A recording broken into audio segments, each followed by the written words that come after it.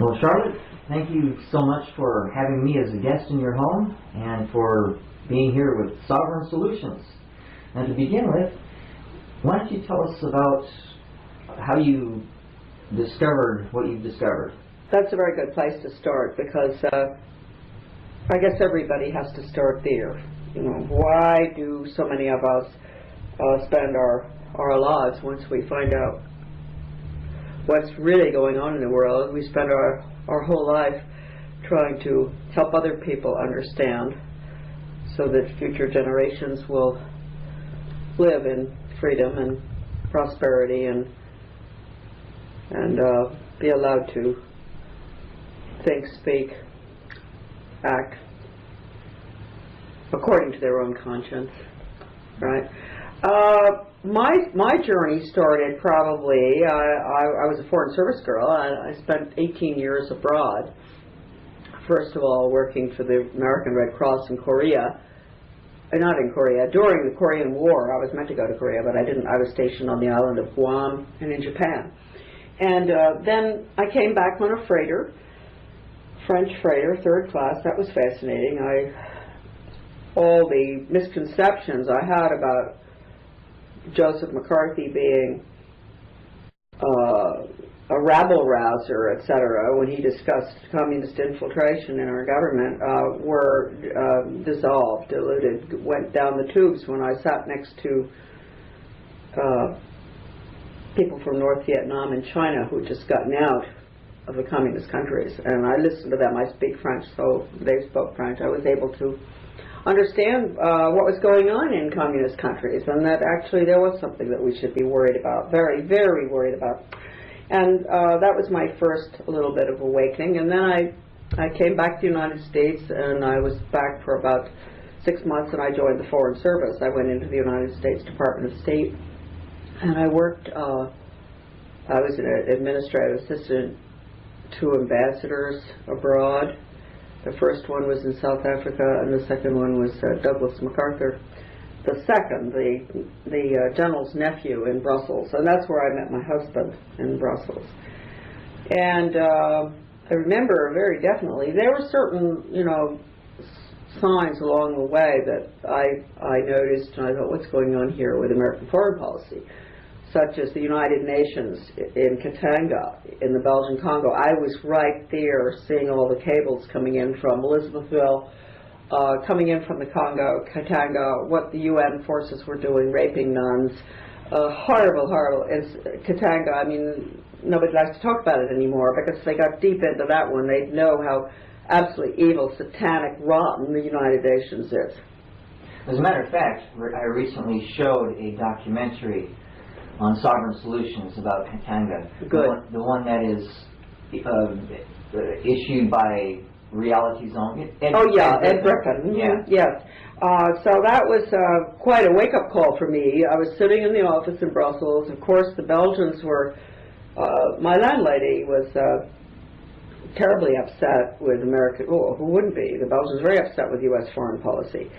My own boss, General Ambassador MacArthur, I think he was very upset with it too, but he had to carry out what the president wanted, and he had to carry out the president's foreign policy. And anyway, then I got married. We came back to the United States. I left Belgium, came back to the United States. My husband came over. We got married. Then we went, interestingly enough, back to Belgium for 4 or 5 years, which is a lovely period in my life. Had one child. Then we went, because my husband is a yacht captain, and that's what he's always done all his life, plus selling yachts. And he crossed the Atlantic on an Alden schooner. We bought a schooner in Brittany, and we went to Grenada in the West Indies, where he operated that schooner as a charter boat out of Grenada for 6 years. That was an interesting place to be as well, because later on, the hardcore communist regime took over there. It was really a Stalinist regime that took over in Grenada. And I can thank Ronald Reagan for one thing, although he shouldn't have done it because it was a UN operation again. But going in there, as he did, saying the excuse was to rescue American students, I believe the excuse really was to protect the oil lines, but, you know, down to Trinidad, etc. But anyway, regardless of what the excuse was, we had marvelous friends down there who benefited enormously, and the stories coming out of Grenada were another thing, the communism in action. Little microcosm. Grenada was a great study. I mean, if only students in college would just spend 1 week, their professors teaching them what happened in Grenada and how every single aspect of the system, the government, the economy, the agriculture, the education system was turned on its head by the communists. And a good percentage of the Grenadians left the island because of it, right? So I learned a lot there. But you asked me what really got me started. We came back to the United States, and I had 2 young children. And so I naively put them in the public school system because I didn't know how horrible it was. I had no idea what was going on in this country, what had happened in the 18 years that I'd been abroad. And all of a sudden, I asked the principal over at the elementary school if I could see the new social studies textbooks for elementary school. And he gave me the teacher's manual, which was the biggest mistake he ever made. You know, he didn't make any more mistakes like that with me after that, but that was a biggie. And the program was called World of Mankind, and the publisher was Follett. And right in the beginning, the teacher's manual was basically telling a teacher what she should be doing with this particular global education course. And it said right there that it was humanistic philosophy, and anybody who knows what the Humanist Manifesto is, a lot of people don't know. They think humanism is a good, wonderful thing, humane, we'll be nice to our neighbors, and you love everybody. They have no idea that the Humanist Manifesto is the plan, the total international takeover, atheistic control plan for the UN. That's what it is. And anything goes, tolerance of everything, no matter what, no religion, no sovereignty, world government, get rid of the military, it's a basic agenda. And it's been around for a long time, and major signers were B.F. Skinner, who's, I could make a pigeon a high achiever by reinforcing it on a proper schedule, which is the method being used in the schools across the board now, being used in our communities now. You do good deeds, the police, community-oriented policing system gives you a little medal if you do a good deed. Here in Bath, Maine, do a good deed. They determine what a good deed is. That's the reward system that's being put in across the board. No accountability, no personal accountability as an individual anymore. Everybody's the group. Collectivism, communism, that's it. So anyway, I saw this, and I thought, wow. And also they had a little project for the teacher, or sort of a little daily escapade. She'd take the little kids, first graders, in town, and they'd look at the houses. This was in beautiful Camden, Maine, and we happened to have a great big captain's house. That didn't mean that we were rich. And a lot of Mainers have big houses, doesn't mean they're rich. And then across the street you'd have a trailer. And the teacher would say, who do you think lives in the captain's house? Who do you think lives in the trailer? What do you think they eat in the captain's house? What do you think they eat in the trailer? And so the children would say, oh, you probably have steak in the captain's house and pizza in the trailer. And I thought, what are they doing to these children in first grade? This is the beginning of class warfare. So I went to the school board meeting and I complained. I just said I thought this was a very non-academic activity which had a highly political tone, and what's the purpose? Well, the next day, of course the newspapers picked it up. I was all over the front page. But the next day, one of our tenants, who'd also lived overseas for quite a while, and she's very bright, knew what was going on, she said, oh, Charlotte, I was at the co-op today. Back then in the 70s, everybody went to the co-op and got cheese and whatever, vegetables cheap and all, large quantities. And she said, oh, the word is out that you're a kook. And I thought, oh, well, that was my introduction to how they deal with people who question them, who do their research, don't like what they see, ask their elected representatives what's going on. If you get really close to the truth, you're called a kook. And they did that in the Soviet Union too, and they did it in China, any communist fascist country. The minute you open your mouth about something, ask a question, do research, they tell the rest of the community that, she's nice, she's a really nice woman, but maybe, sometimes they don't call her a kook, sometimes they do. You don't have to be mean to her, but who wants to associate? Human beings are, it's a natural reaction. Human beings don't really want to associate with crazy people. They really don't. It's hard work. I mean, it is. People work with them in hospitals. It's hard work. And you admire them for the work they do. So anyway, if you're called a kook, that gets the word out in the community. Don't listen to this woman ever. So I found that out. Then I ran for school board. And I after the third try, well, they were really upset when I ran. I ran 3 times. 2 times I lost. Third time I won. I did win by a few votes. And I remember them they counted the votes 2 times at the Opera House in Camden, just to make sure that, possibly she didn't win. Well, I won. I got on. The superintendent was a change agent out of Harvard, and I'll explain what that is in a second, if people don't know. And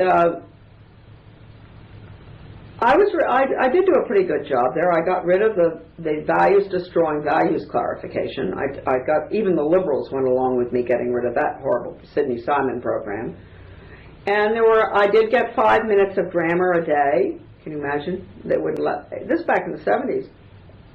They were getting rid of everything, getting rid of the math, good sound math, getting rid of grammar, getting rid of history, getting rid of anything that was academic. Everything was soft, fuzzy, touchy, kids sitting on the floor studying or in circle, in round desks. And I did a pretty good job, but I lost the next election. But while I was on the board, this has to do with change agents, I had a phone call from a retired teacher, and she said, because I'd been writing some letters to the paper too, and of course she'd seen everything in the paper, because every time I opened my mouth as a board member, they'd dump on me. And she said, you're absolutely correct. She said, I've been a teacher for many years. I taught in Europe. She's a master teacher. And she said, you're right on. But she said, I think there's something that maybe it would be good for you to go and see what they're really up to. I want you to go to be trained as a change agent. Well, at that time, I really didn't know what I'd been up against with a superintendent. I really didn't know that there was such a thing as a change agent. And she said, I'll pay for you. And it was $100 back then. And it was up in Searsport, Maine, the training. And I went. And there were really nice people there, teachers, principals, etc. Some I knew. Our principal was there from the high school.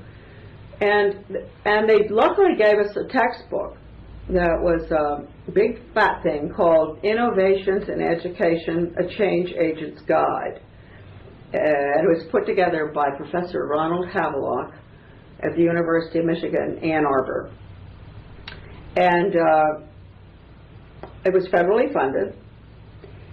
And it had case studies in it by real teachers, and these were real studies of situations, rather, the implementation of very controversial programs in the schools. And in other words, you have to be trained to manipulate the community in order to get the program in. So it taught you, there must have been about 25 or 30 of them, how these different teachers and principals did it. Like, it was a science teacher who got the sex ed in, and how he got around the community, and red flags, and the Christian uprising, and this and that, and what do you do? How do you deal with these people, and how do you go after them? And I was trained how to identify the resistors in my community. Absolutely. And when he said that, I thought, you asked me in the beginning. What got me going? That got me going. When you are trained to identify yourself, because I was a resistor, I thought, wow, I thought back to the people on the boat coming back on the Vietnam, the freighter from the Far East. I thought back to those people from North Vietnam and China, you know, who had told me about identifying resistors and how members of their family were identified and how her grandfather was paraded around town with his head off. He had been a leader in town, so they paraded him around, just his body, so you could see. You don't resist. That's what happens. And so here I was being taught how to identify the resistors, the people who are smart people who know that sex ed, drug ed, decision making, alcohol education, bullying education, critical thinking, everything that has education hanging off the end of it, watch it. That's a red flag for any parent or anyone out there listening, because that is not traditional education. That is brainwashing. Those programs, they say they're for the good of our children. All of them are devoted to behavioral change, behavioral and attitudinal change. And basically, the purpose of them is to do exactly the opposite of what they say they're meant to do. And I have the proof of that in my book, The Deliberate Dumbing Down of America. 700 pages of documents, chronologically arranged, starting in the late 1800s, mid-1800s, all the way through to today, basically, because George Bush is doing exactly what Clinton was doing, what Reagan really carved the ultimate agenda in stone. They've been working on it for about 100 years, but he carved it in stone when I was in the U.S. Department of Ed, and we'll get into that later. But anyway, the change agent training just scared me to death. These programs, the one I'm talking about here, was death education. The Guidance Counselors Association in Washington, D.C., at their headquarters, they publish a journal, and one of their monthly or quarterly journals was devoted to death education, which I think most parents know. You know, the kids have to go and lie down on tombstones and go to the mortuary and study all of the global religions, you know, for heaven's sake, don't mention Christianity, you know, Buddhism, Hinduism, mysticism, you know, whatever religion, everybody's religion except the basic religion for the United States, and the funeral ceremonies, right? But anyway, in this particular issue, it's terribly important because this went out to all the guidance counselors across the country. It said, quote, "We in the death education movement will use death education to change the students' attitudes and values and beliefs about death and dying the same way we used sex education to change their attitudes towards sex and various sexual practices." And when I saw that, I thought, sometimes they make mistakes. I guess they never figured I was going to read that. But that was the proof, all the proof I ever needed, that these people, these change agents, their goal is to destroy traditional morality and academics. It's total, deliberate destruction of morals, academic and moral destruction. And people would say, "Oh, you know, that woman, she is a kook. Why would they do that?" Well, it's a lot cheaper than bombers, and it's a lot less obvious. You could take a country through the schools, and they've done it. That's why you have all these people out there who don't understand you. When you try to tell them something, they're nice, they're sweet people, your friends, your neighbors, and they look at you with a glazed expression. because they have been victimized, psychological warfare, and it's been played out in the schools and the media every day in your community, television, etc. But the schools basically have been, and the poor teachers have been victimized even more than the children. So anyway, I went through that training. I was appalled. I was also told to identify the important people in the community, you know, who are the head of the garden club, Rotary, Chamber of Commerce, all the people that, you know, good people. And they've been taken to the cleaners too. They think they've been doing the right thing for their, I mean, some of them are major change agents. Don't think it's just in the schools. You'll have the head of the Rotary could be a major change agent to collectivize your community, right, through sustainable development, the schools, regionalism, all of this is communism. Regionalism is communism. Good quote in my book from a leading communist who wrote in the Communist Daily World. What exactly is regionalism? Well, Stalin, Lenin called for it. First of all, well, regionalism is this council form of government, which is a Soviet form of government. It means you have unelected councils. You drop the borders between the town, the county, and the state. You end up with an amorphous group, a region, which doesn't represent you any longer because it's bigger. You know, it's moved out. I was the as a school board member, I was appointed to be on the vocational ed council for 4 different school districts. And I saw it there. That's probably easier for people to understand.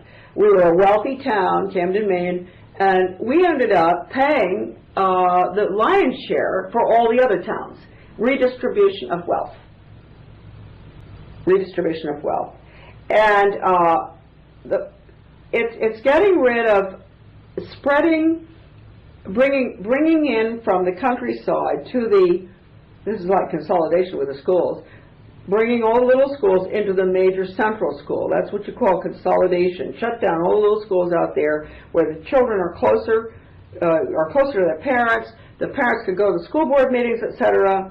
It's making government very distant from the voter or the citizen, very distant. He no longer really has much of a say because it's been watered down through the big council form of government where they bring everybody into the council system and the other the little boards just go by the way. It's going on all over the country now. But anyway, this communist writer in my book, he said, the United States is moving too slowly towards regionalism. It worked so well in the Soviet Union. That's a good quote. And I mean, there's so much on regionalism, wonderful work that's been done by Americans through the years. Arch Roberts did magnificent work, Colonel Arch Roberts, many, many others. On my new website, AmericanDeception.com, there's so much on there in regard to regionalism. Don Bell, he did a whole series of fantastic newsletters. Don Bell was a journalist in World War II who was in a Japanese concentration camp, came back to the United States, wrote newsletters up until 10 years ago. Most magnificent work you've ever seen. Well, on my website you have his series of fabulous articles on regionalism. And Maureen Heaton's The Impossible Dream, incredible book, is also on that website. But anyway, that's exactly what we were looking at in our community, where the leadership of these groups, many of them were deliberate, and many of them were definitely change agents, others perhaps not, maybe not Garden Club Historical Society, but they were being used. I was, as a change agent, meant to go to them and say, well, you know, we have a bit of a problem with a couple of pregnancies in the high school, so we need a sex education program. Well, probably, in most cases, they would target the schools that, or the towns that had the least problems, because they want to create the problem. I'll never forget in Michigan, some parents calling me and saying, we can't understand why on earth are they putting in the comprehensive health education in this community, because we don't have any pregnancies, we don't even have problems with the kids drinking or drugs or anything. Why are they putting it here? And I said, because you don't. The goal is to get you to have the problem. And when they can crash the morals and values, and they can crash the academics, then they can impose the totalitarian system, which is George Bush is putting in right now. Clinton before, Bush Sr. before, Reagan before, Carter before, whoever, Nixon, they've all been in it. I mean, all the way pre-World War I, we have had, every single president has had the same agenda. Might as well make that clear. And I mean, sometimes the end of an interview comes and the guy will say, well, do you have anything you want to say? And I say, yeah, there's only one thing you have to remember when you go home, and this is easy.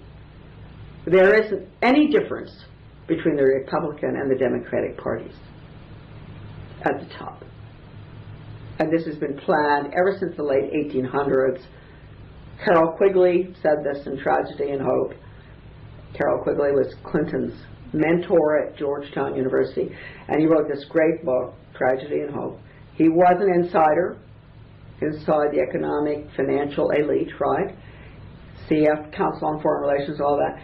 And he didn't have a problem with the idea of world government, which is their goal, but he did say it shouldn't be kept secret from the people. And he was the one who talked about, in the late 1800s, when the financial elite got together, and they said, if we're going to have this international system, we're going to have to control both parties at the top, so that when the voters go to the polls, they'll pull a thing, and they won't know that it doesn't make any difference who they vote for.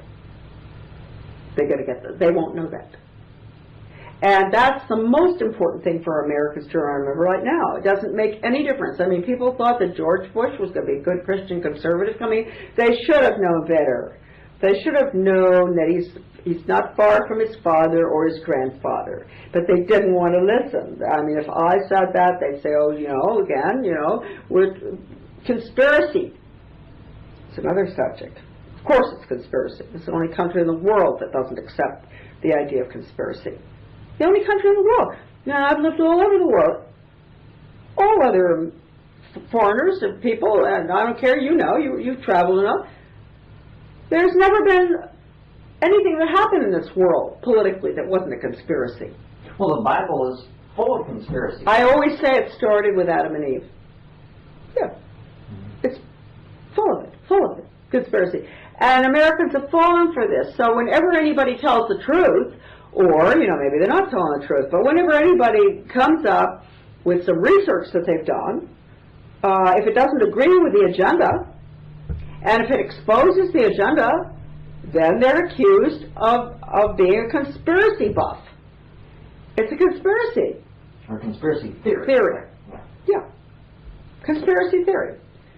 And so anyway, I went to that training, and I was just blown away by it. And then I went on, started an organization in the state of Maine, Guardians of Education for Maine, which was very effective in the 70s. We did manage to knock out the health education from about a third of the districts in the state of Maine. And then, because I had been very activist, I had a friend in White House personnel when Reagan had been elected, and I was a Reagan supporter, a very strong supporter of Ronald Reagan. I didn't want to listen to the Southern California people who had warned all of us that Reagan was not what he pretended to be. And I didn't listen because, you want to hold on to your positive feelings about people. You want to believe in something and someone, and we're all that way. And all I can say is that I've been there. I've believed in a lot of the conservative leadership, and now I'm absolutely devastated by what they've done. They've been total as treason what they've pulled on this country, the conservative leadership. And they don't like me because I've blown the whistle on them. And the left doesn't particularly like me either, but they find me, I don't get anywhere near the flack from the left as I get from the neoconservatives. They hate me, and they've hated me ever since I wrote my first little book, Back to Basics Reform or Skinnerian International Curriculum. And then it says in a little asterisk below, very little book, it says, necessary for United States participation in a one world government planned for the early years of the 21st century. It's a long title, little 38-page book that explained exactly what was going to happen in 1985. I wrote it after I was dismissed from my job in the U.S. Department of Ed. I got the job through the White House personnel. And what I saw there was so shocking that I leaked a document on the computerization of the curriculum for all American schools. The federal, coming out of my office, the funding of this technology initiative, I leaked it to the Human Events. And they did a very good article. That was before Human Events really went. And they did a good article on it, big one, big front page thing. And I got fired, basically. But I'd gotten all the incredible documents out of my office, which was probably the most important office in the world for education change, international system of education, because the U.S. is an important country. And I was in the Office of Educational Research and Improvement. I was a senior policy advisor. Not that I really merited that job, but we were supposed to be getting rid of the Department of Education. Reagan had promised that. And so they just put anybody into any slot. It didn't make any difference because we were meant to be getting rid of it. So I was lucky enough to be plopped into that slot, which meant that I was sitting in an office immersed in all the old research, all the old grants and contracts, all the new ones. Oh, what contracts? Grants and contracts going all over the world, not just to U.S. universities and laboratories and centers, all over the world, to change education from academics to total brainwashing and the Soviet polytech system, school to work, Cuban system, German system, where the children have absolutely no choice in their future occupation. They start training them, in third, fourth grade for what they're going to be. The agreement is made between industry and government. That's Soviet system if people don't know it. Of course, they don't have free enterprise industry, but they have industry. And that's part of the Soviet plan, right, the platform. And the same thing here now with partnerships between business and the schools, putting in this terrible system, this totally controlled system where you have quotas, this many doctors, this many lawyers. This is determined by the government and industry and the universities. How many ballet dancers? People understand that because that was the Soviet Union, etc. So it's a planned economy, and they do not educate. This is a direct quote from Professor Boyce, Eugene Boyce, University of Georgia. They do not educate for jobs that do not exist. He wrote a very interesting book on that, and he was not a conservative, but he was talking about the Soviet system. Same thing here. They're not going to educate your child in Bath, Maine to be whatever she may want to be. Maybe she's going to want to be a landscape artist, huh? If there isn't an opening, or a lot of people out there who need that, she won't get an education here. She'll have to move elsewhere. Okay. So anyway, that my office was devastating. The values, attitudes, values, and beliefs program, the change programs to destroy values that I found for elementary school throughout the country. One was in Michigan, Lansing, Michigan, where they pre and post tested little kids.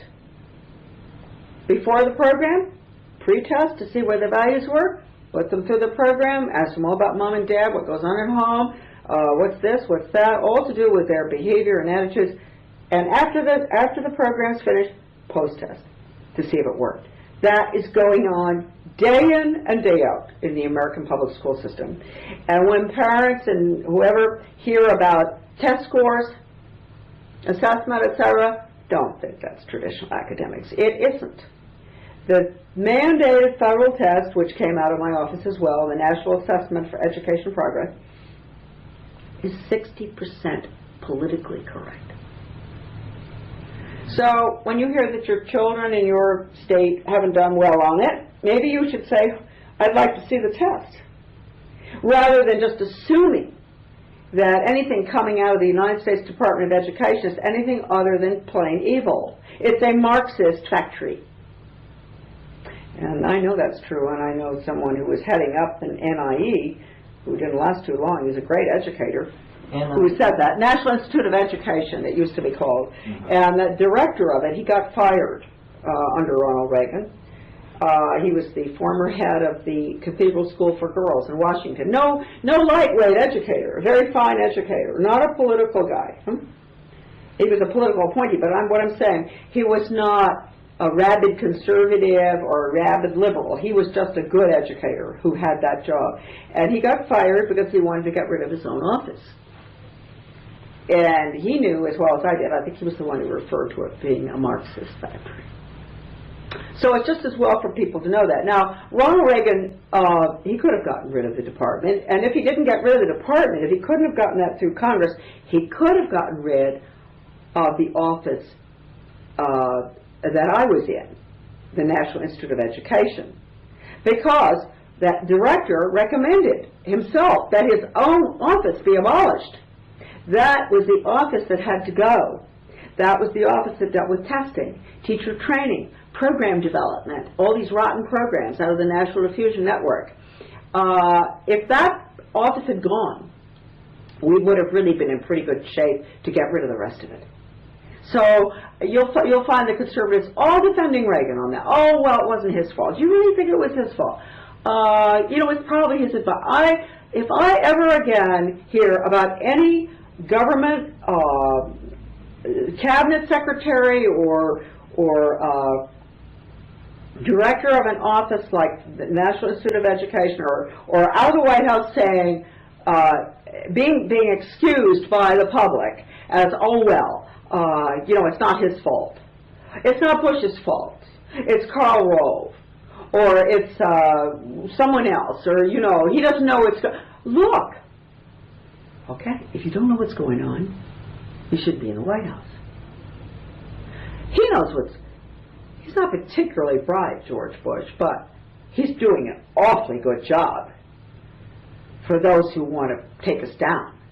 You can't say that he isn't doing a wonderful job, because Iraq was never meant to work the way we were told. They have to destroy the Middle East first in order to restructure it as a region. Okay, you asked about regions? All right, let's go back to regions. It's easier to deal with regions than it is with countries. And I think it was Lenin who said, we, the communists, will set up regions around the world. You implement socialism in about 8 or 10 regions. You get it, okay? The European Union is a very good example. That is a region. That is the region, that is the prototype for all the other regions around the world. The one they're setting up in Africa, Middle East, Bush, Vincenti Fox, Martin, Canada. Here, got about 10 regions being set up, okay? Gorbachev sometimes really is useful. He said in London 3 or 4 years ago, he said, and think of this in terms of the United States region with Mexico and Canada too. He said the European Union is the new European Soviet. Now, if that doesn't send chills up your spine for the old Europe, nothing will. But if you don't care about Europe, what do you think Gorbachev would say about what George Bush is putting in here? Wouldn't he say that the merger of Mexico, the United States, and Canada is what? I'm going to ask the audience. Not the new European Soviet, but the new what? American Soviet. Oh, and then Americans say, well, what's wrong with that? Well, I say is, then that's the education system. See, you, it's not your fault. It's not your fault, but it's not too late. You have been deliberately dumbed down. You ask me what's wrong with that. You better go find out what's wrong with any form of government that has an ism on the end of it. Fascism, communism, whatever. Nazism. The United States, we are a Republican form of government, representative form of government. We're not a democracy. Thank God we're not a democracy. I mean, the communist countries call themselves democracies. Do you understand me? Huh? They do. Democracies where, it's majority rules. We don't have that form of government, thank heavens. We don't. So, what's going in right now could never have been put in had it not been for a diabolical plan. I call it the 5-pronged fork. So I keep adding prongs to it, but let's go through this because you can understand. I came up with this because I do a lot of radio work, and I was getting really tired of beating up on the audience all the time. I just felt that I was always saying, come on folks, get with it. What's wrong with you? How come you haven't seen these things? Why have you not done something about it? And then I realized that it was a stroke of good from the good Lord, probably helping me out. All Americans who are alive right now, and those who've died, recently, they have been victimized. We have been subjected to at least a 100-year plan, and it was a very simple plan, and I think it has five prongs. I call it a 5-pronged fork. Let's go through it. Gradualism. Everybody knows about the frog in the cold water. Okay, we were talking about Whitney and the rest of them back in 1880, making their plans to control both parties and how this would work out. And the Carnegie Corporation was the one who was given the job to destroy American academic education. I've got all the documents on that. And all these things that have happened, Ronald Reagan signing the agreement with Gorbachev to merge the two education systems. There's so much in, say, since 1880 to 1980 and to now. But they start out and they do everything slowly. And the frog, is boiled slowly. The water, you heat the water up, and now here we are in year 2006, and it's bubbling, and the frog is really dead. Just about, he's got to be pretty fried. So it's gradual. You don't see what's going on. It's generation to generation. How many generations there? Almost 4. So each generation is being dumbed down, because that's the plan. You do it through the schools. Carnegie Corporation said in 1934, I have an original document from them, we will use the schools to change America from a free individualistic economy to a socialist planned economy in the new order. That's a direct quote. Since then, Carnegie has been following, you have to almost give it credit. It's very easy to follow that tax-exempt foundation. Right straight through. They control the testing.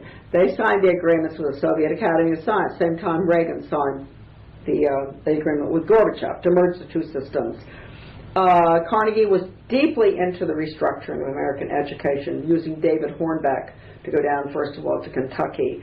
And that was for a school to work, totally. I mean, Hornbeck, who was involved right from the beginning, putting in the school to work agenda, which I was, it's like Cuba, the quota system for jobs and all, working with the government industry.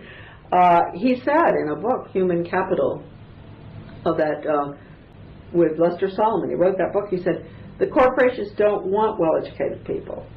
Well-educated people give us too much trouble, they quit their jobs and all, so don't forget that. Next time you hear that the corporations are upset about no basic skills and all, that's not true. They want people, cookie-cutter, button-pushing people, period. That's it. And so, anyway, we'll go back to that's the frog, okay? Gradualism. And morality, too. We keep falling off the cliff more and more and more with the values clarification, but we'll get into that. The next thing, let's call it the dialectic. The next thing. The dialectic is you have the thesis and the antithesis and the synthesis in the middle. The thesis is it's wrong to steal. The antithesis is okay. Okay, you keep talking about it, have all these meetings in our communities, you know, get the community involved, we're going to discuss this stuff together, and you end up, you know, well, let's say it's wrong to steal drugs for your sick mother. It's wrong. No, after all the discussion, you come to the middle. It's okay sometimes. Because she's sick. She's going to die. So you can steal when she's going to die, huh? Okay, so you keep moving closer and closer, you finally fall right off the cliff, you have no morals left at all. And this could apply to homosexuality or murder or anything. I mean, look, if you have a father that you don't like, who's been beating you up ever since you were 2 years old or other things, whatever, you know, really, I'm sure that you really think it's okay to kill him. You can justify that in your mind, and that is what has happened to all of the sick character education, values education programs in this country, which try to base their curriculum on character education. To base it on a system that has no relationship whatsoever to Christianity, right? You can't do it. It doesn't work. And we have all these children, these sad kids running around in trouble. Even if they're not in trouble, look at their faces. They're tragic. They can't read, they can't write, they can't talk, they can't smile. So we've done that, okay. So then that's the dialectic. I hope people understand what the dialectic really is. One example of it, this probably is the best because it's funny. When I came back to the United States, after I got married, after we had 2 children, and I was doing the laundry for my husband one day. He was white shirts. I put a red sweater in with his white shirts by mistake. This is what you talk about. You decide what you want. How are you going to get it? You create the problem, and then you give the people the solution you want, okay? And they do it every day, the change agents.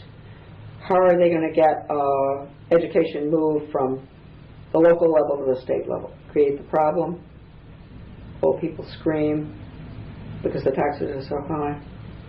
So they come in and say, oh, well, you know, we'll move education funding from the local to the state. Oh, that's what they wanted all along. Everybody says fine. But anyway, to make you understand, so I do that. My husband says, okay, you're never going to do laundry again, not for me. Now, say I didn't want to do laundry in the beginning. Mm-hmm. That's the way I ended up never having to do laundry again for any of the men in my family. Because the boys knew what I'd done. Mm-hmm. And so, Mom, don't worry about it. We'll do our own laundry. So, you figure out what it is. I never had that plan in my mind, but I've always remembered that because it worked. Mm-hmm. And had I not wanted to do laundry ever again, that would have been the perfect plan. Put a red sweater in with the men's white shirts. All the shirts are pink. They get upset, and they say, you don't have to do laundry anymore. So that is also the dialectic. Okay, then you have semantic deception. Everybody must know it. Semantic means fake, false, lying, etc. So they use words that mean one thing to the parents, like basic skills. They think reading, writing, arithmetic, basic skills. No. Basic skills do not mean that anymore. Basic skills are anything's okay, right? The U.S. Constitution is outmoded. We have to go along with the rest of the world. We all have to get along. We have to give up the Constitution. That's a basic skill. Global education would be involved in basic skills. So that's semantic deception. Decision making, that's a really good one. Because I remember when I got rid of the values clarification as a school board member, that night when I got even the liberals to go with me, the superintendent called me the next day and he said, Charlotte, this is the change agent superintendent out of Harvard, would you mind if we put in a program in decision making? And I said, oh, I wish I could look in your beautiful blue eyes, because you know that's exactly the same thing. And that was the last I heard of that. So if your superintendent tells the board, you're on a board, and he comes out, he says, we really ought to help the kids in making decisions. Doesn't that sound innocent? And if you take a stand against it, everybody's community is going to say, what's wrong with Charlotte Iserbyt? She doesn't want kids to be able to make decisions? Well, decision making is values clarification. And values clarification is values destruction. Okay, that's semantic deception. You can apply it to all sorts of words. George Orwell knew very well what it was. George Bush really knows. You know, so he gives us an act after 9/11 which takes away all of our freedoms under the Bill of Rights. And what's he call it? The Patriot Act. He puts in an initiative now to screen all children for mental problems, and he calls it, in the schools, the Freedom Initiative. Well, I mean, really, it is hard to believe that this is going on, and people are not questioning this. I mean, the use of words, I mean, it just goes on and on and on. And patriot, I mean, we're no longer, you're not a patriot, I'm not a patriot.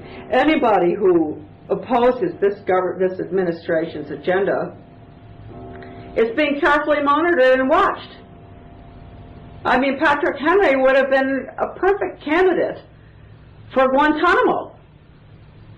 Really.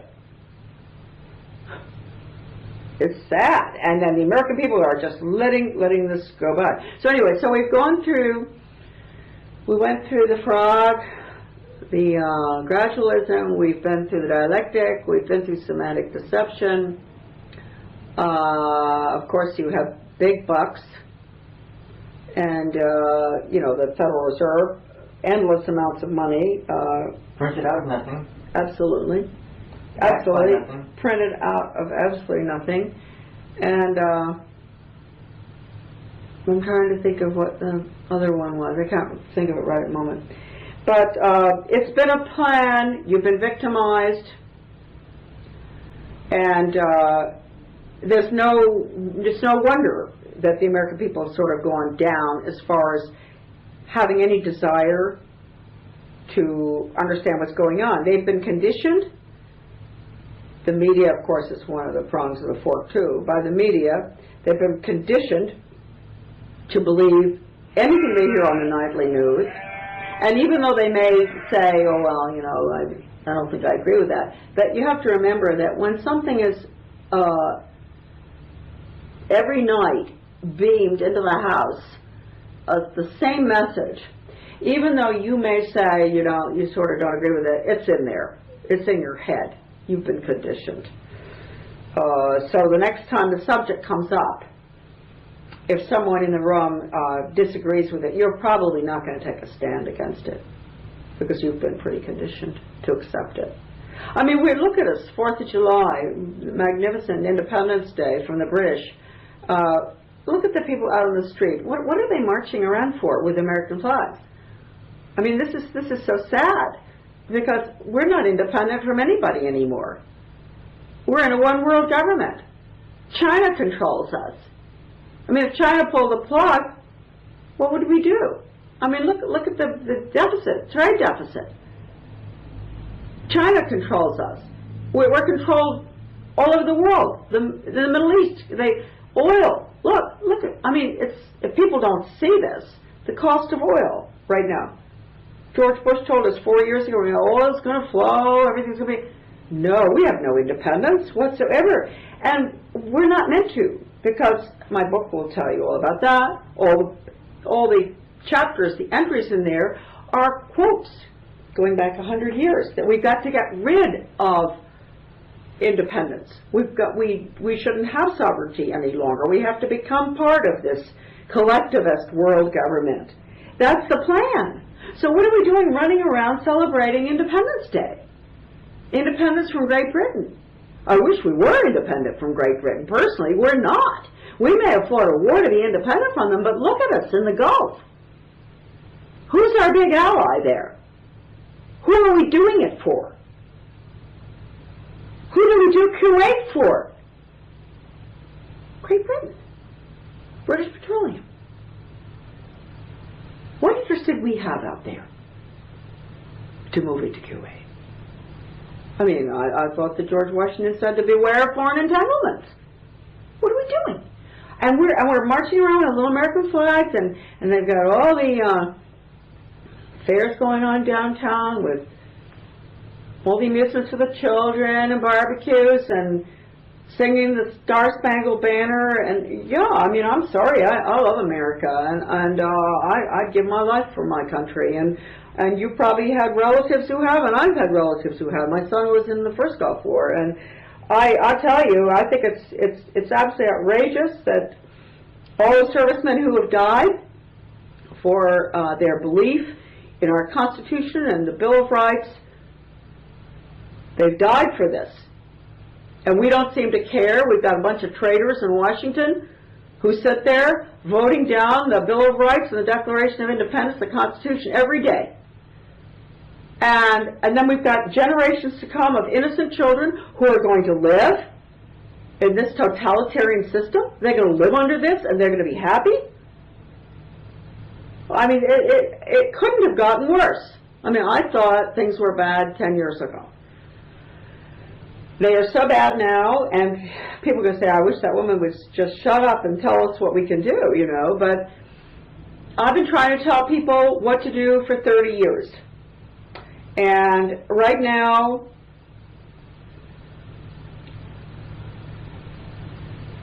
I think there are things that could be done, but to get the American people on board is not going to be that easy.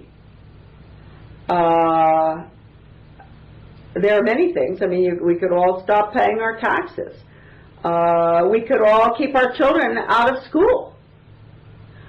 There are many, many ways to object, but with the walls going, the borders becoming so porous, and this country becoming so multinational, it's not. I don't have anything against foreigners. I never have. In fact, I think the majority, you know, if only American people understood that I'm not alone when I talk like this. I mean, I know many foreigners in the Far East and Africa, and who are all equally upset about every single thing that I have talked about today, because this is an international system that's being imposed.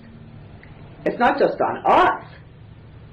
I mean, all inhabitants of this planet are going to be affected by the same exact system that's being put in everywhere, region by region. After all the regions are formed, then, as Lenin said, they all join together.